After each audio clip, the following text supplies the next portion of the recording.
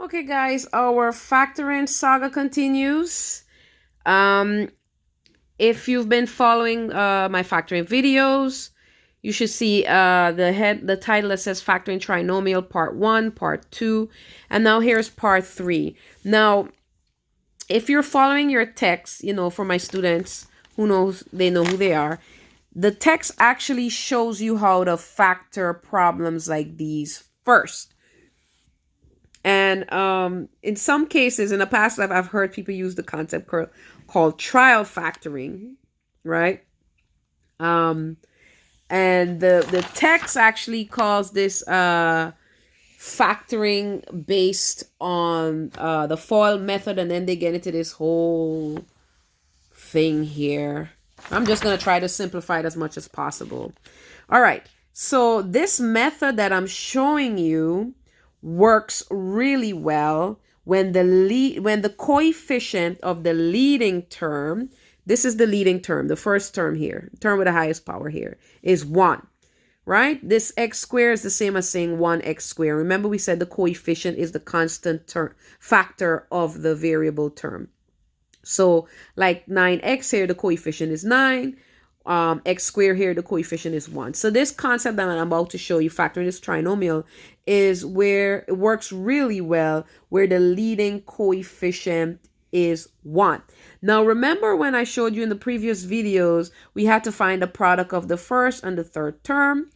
And when we find the product, the factors that made the product has to be equal to its sum or difference was equal to the middle term. And remember, the whole goal was to take a trinomial and create a 4-term expression. That way we can factor by grouping. Now, what's special about having an expression to factor where the coefficient of the leading term is 1, is that you can find factor of the constant term that when you add or subtract equals the middle term, and then you could be done with your problem right there. You could put it in the form of a binomial expression. All right, I guess that's what they mean using the concept of FOIL, right? Now, if we look at 18, we have to, now that's positive 18. The rules of signs are still in effect here. That's positive 18. So that means the factors either have to be, the factors to give you positive 18 has to either be 2 negative factors or 2 positive factors. And remember we said we use the sign of the middle term to gauge the sign of your 2 factors for positive products. In this case, and then we would have to add to find our middle term. In this case, if we want our sum to be a positive number, that means the 2 factors have to be positive. So what 2 positive factors that when I add them will give me 9x or 9? We could just simply just use the coefficient by hindsight. And if we look at 6 and 3, right? Because if we try 18 and 1, we'll get 19. If we try 9 and 2, we'll get 11. So it looks like 6 and 3. So 6 and 3 would be our 2 factors that will equal the middle term 9. And that's what I would actually use to split up my 9 into 4 terms. But I can be done with all of that, and I guarantee you that your end solution will be x plus 6, x plus 3. Now you will ask how you know which side to put. Remember I told you that multiplication is commutative, so it doesn't matter where, whether you do x plus 6, x plus 3, or x plus 3, x plus 6. So with these special type of factoring, once the leading coefficient is 1, right, you can just find factors of the constant term, and those 2 factors will be in your end result. Now let me show you it. I'll do it the long way, as you would say.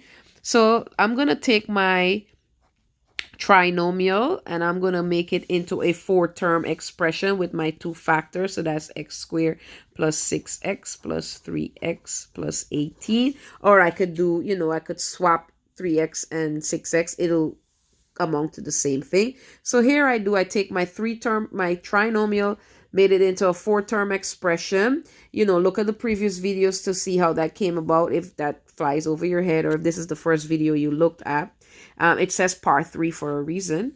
So I'm going to factor by grouping. So I'm going to, by default, group my first 2 terms and then group my second 2 terms, right? And then I'm going to factor my terms individually. So I'm going to factor my x squared plus 6. They have a GCF of x, leaving with x plus 6. And then when I look at my 3x plus 18 group of factors, terms there, the common factor is 3. And I'm left with x plus 6. So I know I was on the right track because now I have a GCF in this new expression of x plus 6. And my remaining factor is x plus 3. So instead of me going through that whole shebang, bang, bang, I could just go from here to here. And if you don't like that, you don't like that two-step problem, it makes you insecure, then you can follow the step that is actually called the AC method that I show in part 1 and part 2 of factoring a trinomial. Let's try another one. Here we go. So let's say we have x squared minus x minus 6. So my constant term is negative 6. That means one of my factor, there's no negotiation here. Once you have a negative product, one of your factor is positive, one is negative, and it has to be a subtraction to get you your middle term. So what two factors of negative 6 that when I subtract them will give me negative 1? And ding, ding, ding, ding, ding. Yes, those factors will be 3 and 2. And how do we know which factor gets which sign? Remember we said that the factor of the greater magnitude takes the sign of the middle term, because when we subtract, we have to keep the sign of the greater magnitude. So here we go. So it looks like 3 will get my negative sign and 2 will get my positive. So my solution here would be x plus 2 and x minus 3. Again, I can prove that to you by breaking them up into four terms. So x squared plus 2x minus 3x minus 6. And then I can group my factor by grouping. We all know why that's a plus 6. Look at the previous videos. And we know that the negative outside the parentheses calls for a change of every term inside of it. And though that's explained in detail in previous videos. What's common between these two x? I'm left with x plus 2. Minus what's common between these two, 3. And I'm left with x plus 2. And see, if I'm following the right track, that's x plus 2. And that's x minus 3. And like I said, it doesn't matter if it's in the reverse. But I really love factoring trinomial where the leading coefficient is 1. And just know that sometimes if you can't find common factors, you would just have to say that it's not factorable over integers. And what I've heard in the past is that it's possibly that it's prime.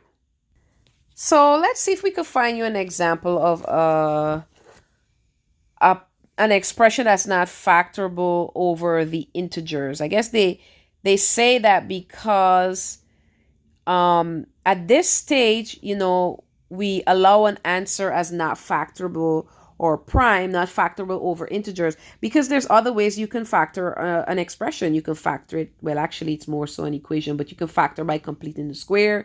You can factor by using the quadratic formula, but that will be for another course level. But at this level, speaking in context for the purpose of this video, is that we're just going to stop here and just say it's non-factorable over the integers. And students, please don't just because you can't find a factor of a term just decide it's non-factorable. Keep trying.